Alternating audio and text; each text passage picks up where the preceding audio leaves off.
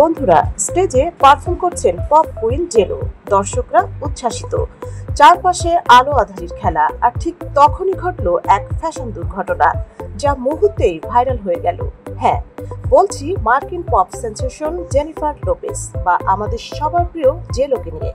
আর আজকের ভিডিওতে আমরা জানবো স্কার্ট খুলে পড়ার ঘটনায় কিভাবে ঘটলো আর কেন এই ঘটনা তাকে আরো স্টাইলিস্ট করে তুললো।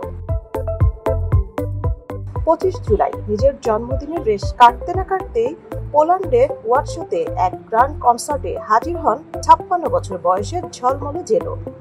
সে রাতে তিনি পরেছিলেন সোনালি গ্লিটারিং বিকিনি টপ আর স্কার্ট, গাইছেন একের পর এক হিট গান, স্টেজে হাঁটছেন, দর্শকদের হাততালি চিৎকার। হঠাৎ অপস, স্কার্ট খুলে নিচে পড়ে গেল লাইভ শোতেই।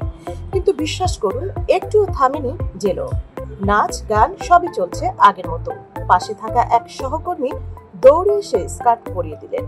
জেলো তখন মঞ্চ থেকে দর্শকদের দিকে তাকিয়ে বললেন, I'm glad I had underwear on. I don't usually wear underwear. Okay. এই কথায় স্টেডিয়াম জুড়ে হাসির রোল পড়ে গেল।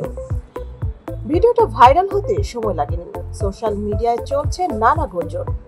56 বছর বয়সে এমন কনফিডেন্স, এটা শুধু জেলোই পারে। স্কার্ট খুলে গেলে কি হবে, স্টারডম তো খুলে যায়নি।